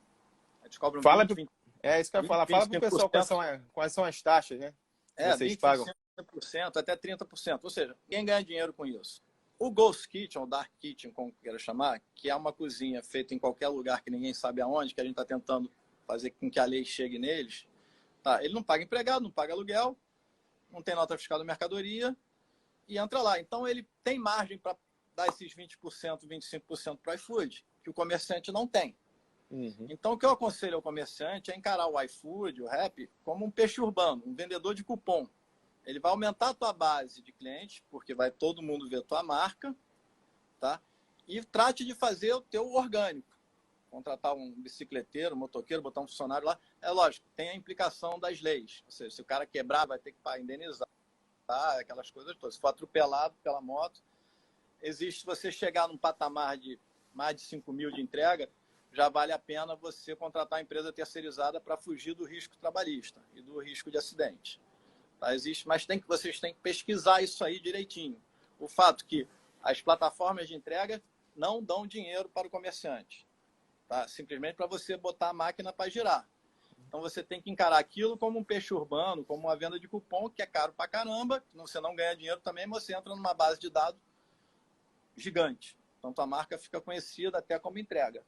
Então o que eu aconselho é que o comerciante não faça o negócio pautado nisso, porque ele não vai ganhar dinheiro. Tá? Ele use aquilo como divulgador e parta para uma função de entrega orgânica. Existem empresas que já estão fazendo isso. Tá? Esse é o conselho que eu dou. O outro conselho que eu dou é para rever o modelo, quer dizer, nos meus negócios. Eu estou focando em alimentação, que é um setor que vai sobreviver, principalmente alimentação barata, de base. O entretenimento eu estou deixando na prateleira, porque eu não sei como é que vem isso aí para frente. Quer dizer, a densidade das casas, como vão ser, shows, que eu trabalho com show em 80% das minhas casas. Como é que o músico vai sobreviver, o DJ vai sobreviver, os promoters vão sobreviver. Eu não sei como é que vai ser aquelas festas de 3 mil pessoas juntadas, se abraçando, bebendo. Não sei, cara. A gente não sabe, ninguém sabe. Mas é uma resposta que vem depois das outras. Exato. Essa resposta não vem agora. A gente vai abrir nosso restaurante com menos capacidade, com mais afastamento e com outras atitudes. O cara vai pagar pelo celular, vai pedir pelo celular, não vai ter garçom, vai ter um entregador só, ou vai pegar no balcão. Então, esse tipo de atitude eu sei que o comerciante vai ter. Então, você vai ter um desemprego maior ainda no nosso setor, porque não vai ser readmitida essa galera que está indo para a rua. Pouca gente será readmitida. Existe oportunidade de sociedades que estão se desfazendo por causa da crise. Você pode procurar oportunidades aí de novas associações, novos pontos. Os polos servem para isso. Acho que os polos têm que se ajudar e ver quem está de dificuldade quiser se associar, porque o cara tem um ponto bom, um ponto tradicional, um negócio que sempre deu dinheiro, que não vai conseguir passar a crise. Então vamos pegar a gente que tem dinheiro e se associar. Melhor ficar com um pedaço que ficar sem nada. Entendeu? Eu acho que está na hora de ser cooperativo no processo. Tá? Senão vai todo mundo quebrar. 80% do mercado quebra. Mas quebra mesmo. Ele já tinha um índice de 80% de endividamento que não chegava. O histórico é que 80% não chega em 3 anos. Isso era historicamente. Vai renovando, vai entrando um pato novo na história, mas aqui eles vão fechando. Eu estou te falando que vai fechar e não vai renovar. É difícil alguém voltar para esse setor agora. Está todo mundo procurando plataforma digital, internet. O investidor agora investir em restaurante, só o próprio investidor de restaurante, ou seja, o cara que está estruturado vai se associar a você. Você não vai bater num banco, vamos abrir um restaurante, o banco vai te botar para fora, vai te botar correndo para a rua. Então, acho que aconselho a todo mundo a procurar o próprio nicho de investimento para refazer seus negócios. Tá? As sociedades estão se refazendo também. Assim como os casamentos vão se refazer, porque ninguém aguenta ficar tanto tempo confinados juntos. Né? Sociedade, mais ou menos, a mesma coisa. Eu vou te falar uma coisa, cara. A minha mulher falou assim, pô, vou fazer uma live aí você, pra todo mundo saber como é que tá sendo lidar um com o outro esse tempo em casa, mais tempo junto. Né? Fazendo muito home office os dois, pô, aí você já viu, né? Meu amigo meu publicou que ele falou que até o aspirador de pó tá se escondendo na mulher dele. É mole não. Muito louco isso tudo, cara. Parece que a gente tá vendo uma mistura de Mad Max com Exterminador do Futuro, só não estão vendo o Walking Dead, mas a gente chega lá, cara. Assim, é um filme de terror isso aqui. Netflix. E ela falou assim, vamos fazer uma com o teu filho também, né? Meu filho tá estudando online, tá direto em casa. Pô, moleque de 11 anos, já fica naquela confusão ali. Imagina também. Na realidade, acho que com 11 anos nem é muito pior. O pior é quem tá com filho pequeno, que é elétrico ali. O de 11 anos ainda consegue ter mais cabeça ali. Mas não é fácil, não. Os adolescentes estão se virando na internet aí, você exatamente. Entra no quarto, eles... até expulso do quarto. Sai daqui. Eles são mais conectados que a gente, né? Sabem se virar melhor. Eles já estavam conectados antes da gente. Vou ler aqui algumas com relação a banco, né? Não sei se muita gente não deve saber, mas lá no início, quando se falou da tal das linhas de crédito, né, para as empresas, o governo federal fez um gesto. Ele tem uma taxa que os bancos pagam, um percentual, em cima dos depósitos que eles deixam, né, lá com o governo. E essa taxa é de 25%. O governo federal baixou essa taxa de 25%. Oi? Tá me ouvindo? Agora eu tô, tá ouvindo? Tá. Tem aquela taxa dos depósitos compulsórios que os bancos pagam, que era de 25%. Com a pandemia, o governo federal baixou de 25% para 17%, avaliando que essa diferença desses 8% seria para facilitar o crédito que as empresas, os empresários conseguiriam ter uma facilidade melhor. Não, isso aqui, em resumo, os bancos estão ganhando muito mais e não estão repassando nada para vocês. Eu vi aqui a análise de crédito do banco hoje é igualzinho de 3 meses atrás. Passa no comitê, você tem apontamento aqui, não dá para emprestar, tem que botar garantia real. Recebível não tem mais para botar, né? Ninguém tem mais recebível, porque também era uma moeda de troca. Então, você não chega, o dinheiro não chega. A quem precisa não vai chegar.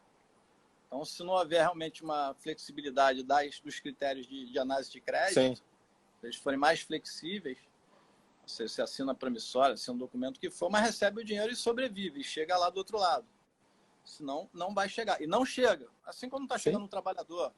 O próprio fundo de garantia lá que eles liberaram, esses 3 salários aí, tem uma certa burocracia para você conseguir. Não é todo mundo que está conseguindo. Entendeu? O cara que está devendo algum tipo de imposto de INSS, de fundo de garantia, ele tem que quitar. Se ele não tinha dinheiro para pagar antes, agora muito menos. Então, se o governo não entender que ele tem que emprestar dinheiro para quem não tem dinheiro, ele está emprestando para quem tem.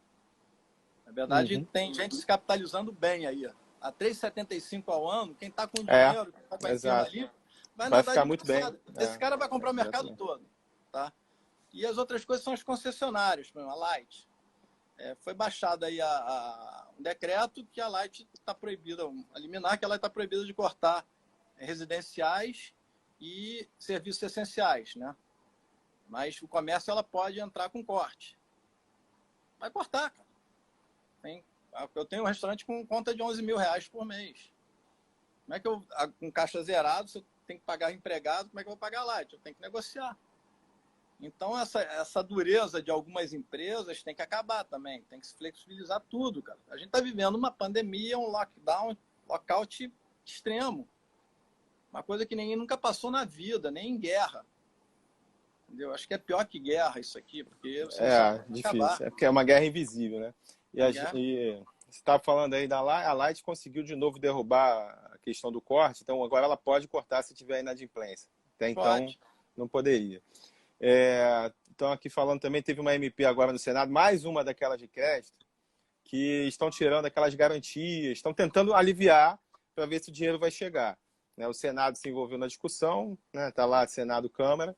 Se eu não me engano, o número dela é 958, mas depois eu confirmo.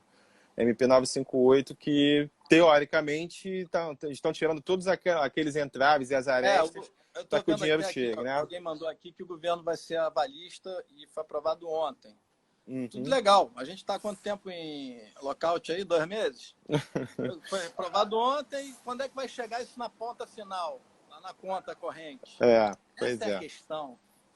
Entendeu? E tá todo mundo já aqui, ó. Todo mundo. Tu chega lá no banco, ainda não foi assinado pelo presidente, ainda tem que ir pro Congresso, os caras vão te empurrando, cara. E vai uma semana após a outra. Aí tu promete para todo mundo, não, vou pegar o dinheiro ali, vou pagar todo mundo, vou zerar, e não chega. E é uma reação em cadeia que vai causando muito triste, né, para todo mundo. Confirmando, se essa situação de isolamento, de confinamento, se ela perdurar, por exemplo, aqui no Rio especificamente, o governo estadual e a prefeitura não estão no mesmo passo. Cada um está definindo algumas coisas e com relação aqui aos setores econômicos, a prefeitura que acaba definindo como vai ser como será a regra. Por exemplo, no decreto estadual, os bares e restaurantes poderiam até funcionar com 30% da sua capacidade. Já no decreto municipal diz que é só o delivery mesmo, então tem essa diferença. Só que como o município é quem dá o alvará, tem já uma jurisprudência afirmando que o município é o que comanda, então se o município decretou que é só o delivery, vale o que está no município. Então eles não andam no mesmo compasso e isso atrapalha bastante qualquer tipo de planejamento. Então o governo estadual... pelo que a gente está vendo, quer dizer, o prefeito jogou a data para reavaliar pro dia 15 de 16. maio. 15 de O maio. governador tinha falado dia 11, mas já está Exato. o secretário de saúde ontem do estado falando que vai apertar a rigidez do lockout. E a gente está vendo o colapso aumentando. Ou seja, não vê nenhuma notícia que vai regredir esse processo. Ele só vai jogando para frente, entendeu? Então, assim, a perspectiva minha hoje é para junho, para meio de junho, para julho. Vamos colocar julho. Tá? Eu acho que todo mundo aqui tem que se preparar para chegar até julho. Não vai chegar. Vai ser muito difícil. Esse dinheiro do governo, você que está nessa ponta, que tem o acesso a deputados, a pessoal, tem que passar essa percepção nossa aqui. Ele tem que chegar de fato, rapidez total, senão muita coisa vai ser perdida. Tá? A gente pode fazer o lockdown se tiver esse crédito, tá? Porque senão não vai conseguir. Não vai conseguir. Assim, é muito triste, cara. Assim, eu chego a chorar com meus funcionários, ou quando a gente... Porque é muito triste, tem que dar. Eu dou cesta básica, eu vou na minha despensa do restaurante pegar comida, montar a cesta básica, tirar do estoque de fazer quentinha para dar pro cara, o cara tá com a família lá ferrada. E eu não tenho mais nada para dar para ele, cara. Todo o dinheiro da venda nossa é invertido para os próprios funcionários, que ficam até de voluntários. Só que eu não consigo recontratar todo mundo, botar todo mundo para trabalhar. O cara tá em casa, porque o garçom não tem home office, o cozinheiro não tem home office, o executivo tem. Esses caras não têm. Assim, até o ambulante. Mas eu sei que também lá em Campo Grande, tá todo mundo indo para os bares, para a rua, o pessoal não tá nem aí, cara. Então, assim, tá ferrando a economia, tá ferrando a vida das pessoas, tá? E não tá tendo resultado. O problema é esse, a gente tá fazendo a nossa parte e não tá vendo o governo apresentar resultados. E só pede mais tempo, mais tempo, mais tempo. E mais tempo pode pedir o tempo que for mesmo, paga pelo tempo. Exatamente. O governador não tirou IPVA, o prefeito não tirou IPTU, entendeu? Ninguém baixou ICMS, ninguém fez nada. Eu não vi uma redução de imposto. Não vi um decreto reduzindo imposto, ou parcelando, ou isentando, ou travando durante esse período. Não vê. Por quê? Já estão ferrados fiscalmente. Agora o petróleo negativo, então, quebrou o Estado. O Estado realmente está numa situação que, sim, vai... Aqui no município, a prefeitura, o prefeito e a secretária de Fazenda enviaram para a Câmara um projeto, eles não têm como isentar, né? O que a gente conseguiu ali, eu tinha até entrado com um projeto na Câmara falando da taxa de licença sanitária, empurrando o pagamento para 30 de junho. Então, ontem foi a data final para fazer o licenciamento, para fazer aquele requerimento no site da Vigilância Sanitária. Quem fez o requerimento até ontem, do dia 15 até ontem, porque no dia 15 saiu o decreto da prefeitura dizendo que a data de vencimento do pagamento da guia dessa taxa, eles estavam jogando para 30 de junho, né, daqui a 2 meses. E então, algumas pessoas podem, quem não pagou antes, vai poder pagar até 30 de junho. Né? Então, postergou um pouquinho esse pagamento. Mas quem já tinha feito antes, não pagou, já foi. Cara, você assim, é que nem você, uma academia ou uma escola, tu paga o ano todo e fecha 2 meses. Aí a gente está pagando para o governo uma coisa que ele não está deixando a gente usar. Então não tem que pagar. Entendeu? É igual o caso das TUAPs para quem tem mesa e cadeira. Né? Eu estou lá com o projeto para a gente conseguir votar para isentar pelo menos um trimestre, que é mais ou menos o período ali. Que eu recebi uma carta do ECAD cobrando esses meses de lockout para ajudar os músicos, os compositores que estão em casa. Eu achei, vai falar isso pro meu funcionário, cara. Exatamente. Vou pagar ECAD. Cara, vai ter uma complicação jurídica no final dessa história aí gigante. Vai receber em 2050 essa porcaria. Entendeu? Exato. Vai ter que ter um pacto social novo, não tem a menor dúvida. E o IPTU, o projeto fala no seguinte, vamos dizer que o IPTU é dividido em 10 vezes, quem pagar em 10 parcelas, quem está em dia já pagou 3, né? A quarta vence agora. O projeto ainda não foi sancionado, ele foi votado, falta sancionar. A partir do momento que sancionar, o valor das parcelas restantes, se for pago à vista, vai ter 20% de desconto. Mas pouquíssimos eu acho que vão ter condição de pagar à vista o valor agora. E das parcelas que faltam, o valor total você pode empurrar para pagar de agosto até dezembro. Não precisa pagar maio, junho e julho. Então, cara, Rafa, desculpa, o prefeito tinha que isentar esses meses de local. Também acho, mas... Tem que isentar. Entendeu? Tem que isentar. Trava. dói no bolso, Proporcionalmente, pelo menos. tá doendo no bolso do povo, do empresário, tem que doer no bolso do governo, cara. A gente paga imposto a vida toda, e não tem nada de volta. E na hora que precisa, não tem de volta de É novo. verdade. A hora que está precisando aqui, o governo tá enrolando a gente. Está fazendo licitação, hospital aí sem licitação. É isso que está acontecendo, é revoltante. Na verdade, não precisa nem licitar direito, né? Como está em estado de calamidade, você pode fazer direto. Aí você faz ali o preço com quem você quiser e joga e vai. É que nem desastre lá em Petrópolis, lá desaba todo mundo, chega o presidente, dá 50 milhões e o cara dá R$ 200 de aluguel social do resto da vida do cara e nunca constrói casa. Então, Exato. todo governante adora uma calamidade. É hora que ele mete a mão. Ou uma Copa do Mundo, ou uma Olimpíada, né? É hora de... Assim, aquela frase, né, que não se faz Copa do Mundo com hospitais, tá aí, ó. O resultado tá aí, ó. Quem falou isso foi o Ronaldo? Falou isso? O Ronaldo e o Lula. Tá explicado. Ronaldo abraçado com o Lula. Entendi. É isso. E agora... Deixa a política partidária para lá, mas é que a gente sofre, não estou falando do Lula, posso falar qualquer um que faz merda vai pagar o preço. Exato. Então, assim, falaram isso e foi muito infeliz isso aí. O reverso de prioridades no Brasil, cara, de Olimpíadas, de Copa do Mundo, a gente com um país com um caos social do jeito que está, sem infraestrutura, cara, o que se gasta em armas, o que se gasta em política e não se gasta na educação e na saúde, e são as que têm constitucionalmente o maior orçamento, só que é onde tem o maior roubo também, onde as nomeações políticas são as mais pressionadas, ou seja, o nosso imposto tem que ir a maior parte para essas duas áreas. Se você tem uma péssima educação, você tem uma péssima saúde. Entendeu? O SUS é bom pra caramba, perto do que poderia ser, é muito ruim. Muito ruim. E a prova está aí. Mas isso é um problema global, não é só do Brasil, não. Você tem ótimos profissionais ali trabalhando pelo SUS, né, num sistema que é difícil você andar, não é fácil. Né? Vou te falar uma coisa que o meu pai foi vereador há muito tempo, né? Quando ele saiu em 2012, encerrou o mandato dele, e eu fui para o meu primeiro mandato em 2013. Naquele período da minha eleição em outubro até janeiro, quando eu tomei posse, ele falou assim para mim: Rafael, agora é contigo, né? Você já está tarimbado, você ocupou funções públicas, você, né, vai tomar o teu caminho. Eu só vou te pedir, não, eu vou pedir uma coisa, mas pedir assim, é para você obedecer. Se alguém um dia, qualquer governante, seja em qual esfera for, te convidar para ser secretário de saúde, você vai dizer não.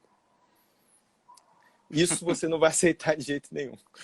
O restante, você faz o que tu quiser da tua vida, né, e segue o teu caminho. Mas secretário de saúde você não vai aceitar. Né? Há alguns anos, no início ainda da carreira dele, ele chegou a ser cogitado, mas ele também, logo de antemão, ele Eu acho que descartou, sabe? Roubar da saúde tinha que ser crime hediondo. E assim, a gente sabe que tem que lidar com pessoas complicadas ali, né, dos meios, é fogo mesmo. E assim, Alexandre, como é que então, você já falou um pouco, né? O que deve ser o pós-pandemia, né? Contando que isso tudo vai passar, alguns vão sobreviver e outros não, como é que deve ser assim, esse pós-pandemia? Muitos não vão sobreviver, né? Eu estou tentando ajudar da melhor forma, através dos polos, dos fóruns, nas minhas empresas, desfazendo sociedades, refazendo novas. Acho que tem que todo mundo pensar fora da caixa. Eu vou falar dos meus negócios, quer dizer, a Lapa, que é turismo. Entrei em acordo com o proprietário para pagar um aluguel simbólico, para manter a casa com segurança, fechada. Estou fazendo quentinha lá, distribuindo, vendendo, mas é aquela coisa, pagar os funcionários que estão lá. Vou montar uma Ghost Kitchen lá, uma cozinha industrial, vou deixar a parte de turismo hibernando até essa situação tudo. Mas isso porque eu consegui um acordo que vai facilitar isso aí durante mais 6 meses. O Leblon, vou ter que repensar o aluguel muito alto. Se não abaixar o aluguel, eu entrego o imóvel. Gávea, vou ter que repensar também o modelo, de eliminar garçom, só balcão e delivery. Vai ter que pegar no balcão e tchau. Não vai ter mais garçom. Estou demitindo 15 funcionários. Campo Grande, fechei, encerrei a operação. É um shopping lá de Campo Grande e quer reconversar comigo. Eu achei, cara, lá na frente a gente reconversa. Os shoppings estão fechados, né? Agora não dá para repensar uma casa que vive exclusivamente de show de entretenimento com 500 pessoas dentro. Ninguém vai. Aqui a Barra. ela tinha um almoço, tem um almoço popular, barato, um buffet, que está indo muito bem, mas não paga a conta sozinho. Eu preciso do entretenimento à noite. O entretenimento vai cair. Eu estou conversando com o proprietário, reduzindo o aluguel pela metade, para ser uma casa de refeição popular dia e noite. Vou agregar valor, botando especiarias, fazendo um mini armazém. Ou seja, começar a pensar fora da caixa. Mas se o empresário não chegar e não negociar na primeira ponta, que é o aluguel, tudo é inviável. Tá? Você tem uma linha no nosso ramo que o teu custo de ocupação, que é o primeiro custo que você absorve quando monta um negócio, ele não pode passar de 10% do teu faturamento projetado. Então, se você aluga um imóvel de 10 mil reais, você tem que, no mínimo, faturar 100 mil. E assim sucessivamente. É lógico que em rua você ainda diminui muito esse percentual, porque você tem custos de seguranças extras, você não tem o suporte de um shopping. No shopping você tem que estancar aí. Na rua você tem que trabalhar em 5%, 6% do teu faturamento. Ou seja, para 100 mil reais eu vou pagar aluguel de 5, 6. Aí você tem o de mão de obra, que não pode passar de 20%, mercadoria que não pode passar de 5%. Mas depois você vê o que vai sobrar lá na ponta, os 10%. O lucro médio do nosso setor ano passado, Brasil, foi de 8%. Isso para quem paga tudo na ponta da linha. Tá? 8%. Ou seja, você trabalha para caramba, trabalha para vender 1 milhão, para sobrar 80 mil no risco. Ou seja, se você errar em alguma linha, vai tudo embora, vira todo saco. Você toma uma multa gigante, você toma um embargo, cai uma tempestade, a cidade é inundada no fim de semana. Se você perde um fim de semana, você perde um mês. É um negócio que hoje ele é um negócio que é muito na ponta do lápis. O negócio. Você tem que ter muita gestão. E aí a pessoa vai vivendo um dia após o outro. Aí quando chega no fim de semana, não tem um fim de semana bom, não consegue pagar aluguel na segunda. Aí vai lá com o proprietário, pô, posso pagar daqui a outra semana? Aí já atrasa o adiantamento do salário. E essa bola de neve vai te matando com o tempo. Vou dar até um exemplo do meu condomínio. O condomínio onde moro tem 2 bares. Então, sexta, sábado e domingo são os 3 dias em que eles conseguem segurar o restante da semana toda. Quando chove na sexta, chove no sábado, arrebenta com eles. Mas o comércio é muito parecido, ainda mais no Rio de Janeiro, que é uma cidade de rua. Quer dizer, choveu, ninguém sai. O carioca é que nem barata, só sai no calor. Entendeu? Então, assim, chove é triste no Rio de Janeiro, não tem lugar fechado. O pessoal gosta de calçado, o carioca gosta de calçado. E esse é o nosso grande problema com os moradores, de adequar essa postura que a gente vem batalhando por isso aí. Mas eu acho que hoje está todo, é que eu falo, não está todo mundo no mesmo barco, mas está todo mundo na mesma tempestade. Então a gente tem que sair dessa tempestade. E eu acho que no final a gente vai conseguir ajustar. Vão ser menos mesas e cadeiras na rua, porque as pessoas vão querer mais distanciamento. Tudo mais espaçado, né? Assim, vai acomodar a desordem urbana. Na realidade, talvez as pessoas prefiram ficar nas mesas, nas calçadas, do que dentro dos estabelecimentos. Pode Com ser, certeza, porque é mais arejado. Elas vão ser mais espaçadas. Você não vai querer compartilhar uma mesa do vizinho que está a meio metro de distância de você, dá uma tossida, dá uma espirrada, tu vai levantar e vai embora. O que vai tornar mais urgente ainda aquele nosso projeto na Câmara das Mesas e Cadeiras, né, do licenciamento, para conseguir melhorar o licenciamento. Exatamente. E ser mais ágil, menos burocrático. Mas para isso vai ter que ter uma mudança de lei lá na CLF, nas posturas, porque senão a cidade já era inviável, ela vai ficar impossível se não voltar com essa flexibilização. Tá? Então a gente tem que rever isso aí, porque não adianta a gente passar por essa fase toda e refazer os nossos negócios, se chegar lá na ponta, voltar à mesma violência que a gente sofria. Ah, sim, exatamente. A verdade, o governo vai ter que entender, os governos vão ter que entender que vocês vão ter que estar ali junto, caminhando para seguir assim, no mesmo compasso. Né? Não vai poder ter aquele conflito. Não, ele é o empresário, é o comerciante, eu sou o governo, tem que ir lá marretar. Não, é o contrário. Vai ter que agora todo mundo se juntar, porque um não vai dar sem o outro. Ele vai ver a falta de arrecadação que ele vai ter com essa quebradeira. Ele vai pedir para nego abrir aqui o desemprego.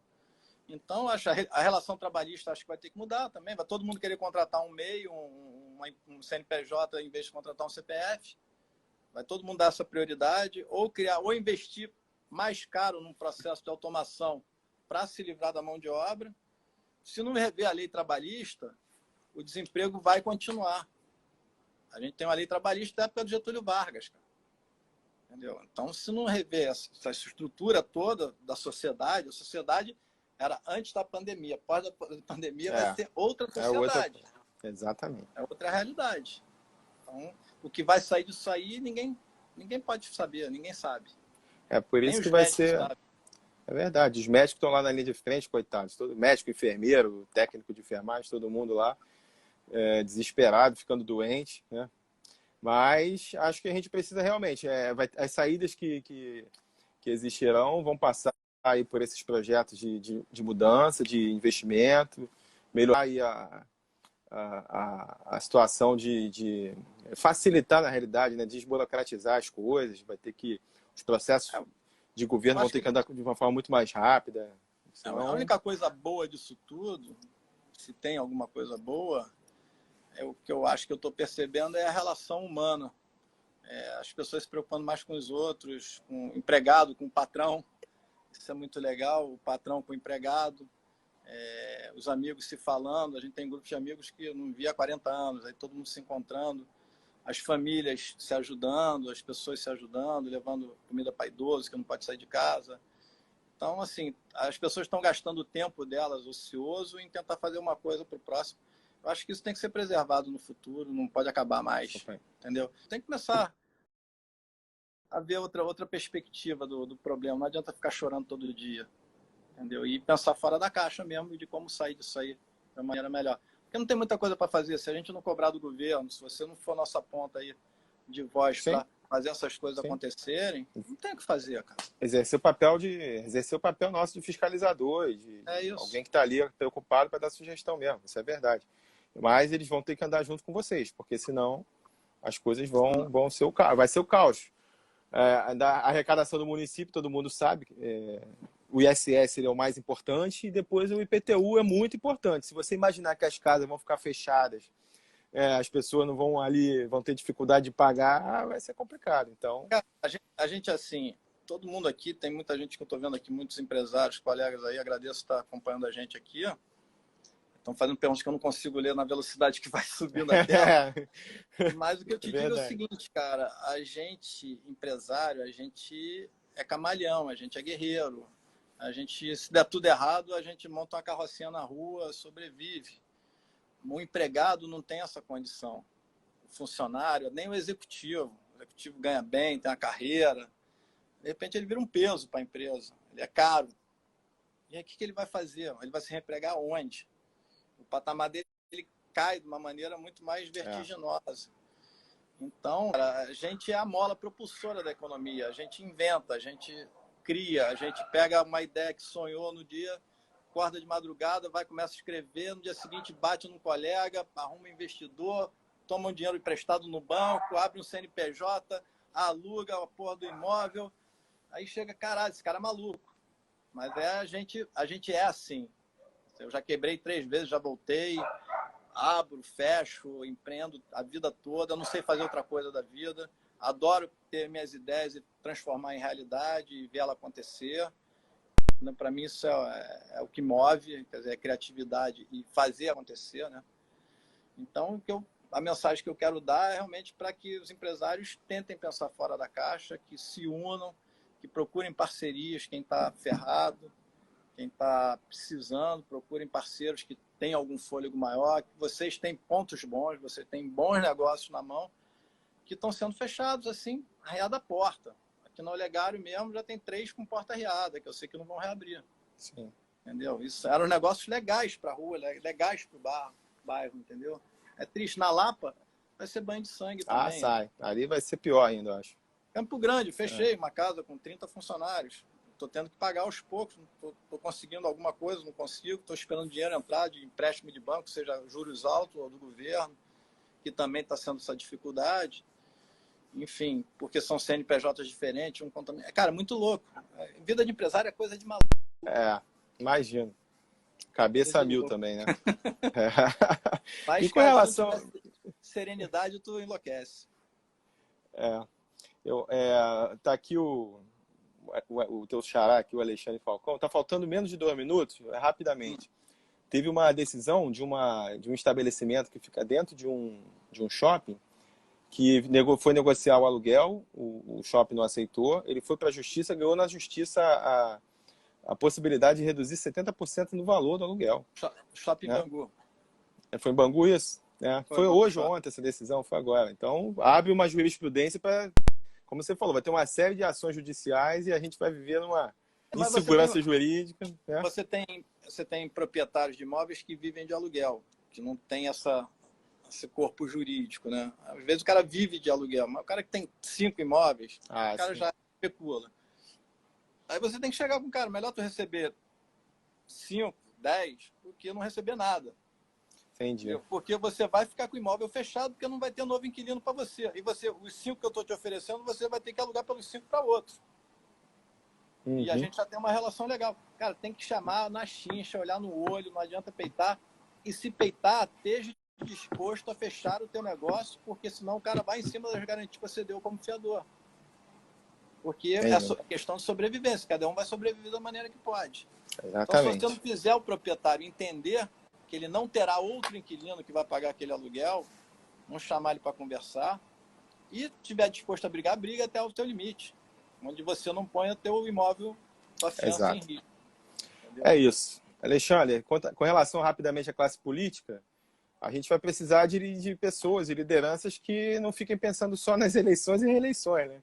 Que hoje todo mundo toma essas atitudes, seus atos, pensando que não, isso aqui, se eu fizer isso, eu vou prejudicar aquele cara, que ele vai ser meu concorrente. Então, aí arrebenta. Espero que isso mostre também que aqueles que têm uma cabeça um pouco mais assim, centrada para realmente ajudar a sair dessa. A gente precisa de políticos como você, que você atua dessa maneira, independente da época eleitoral ou não. Você é um cara atuante pra caramba, um cara parceiro. E a gente precisa de voz dentro das câmaras. Das casas todas. Das casas legislativas todas. Porque não adianta ficar reclamando com o poder público executivo. Porque existe uma lei. Que eu falo, não adianta reclamar com o prefeito, com o fiscal, a gente tem que reclamar com o vereador para mudar a porra da lei. Porque vai mudar o prefeito que você fez o acordo de não fiscalizar, ou de dar uma moleza, vai chegar outro e falar, não, o livrinho aqui diz que é para fazer isso, eu vou fazer. Tem que mudar lá no livro, exatamente. Tem que mudar o livro, cara. É isso. Exato. É isso, Alexandre. Dá o teu último recado em 10 segundos aí, que senão o Instagram derruba a gente. Acho que valeu aí o papo, ficou bom aí para dica para todo mundo. Galera, só positividade, pensamento positivo, respira fundo, respirem muito, aproveitem o ar puro, cuidem das suas famílias, cuidem dos seus parentes, dos seus entes e vamos sair dessa, cara. Isso. Tá, positividade. Valeu, Alexandre. Valeu. Abraço, irmão. Abraço. Até a próxima aí. Obrigado. Valeu. Galera, boa noite para todos. Até amanhã. Valeu.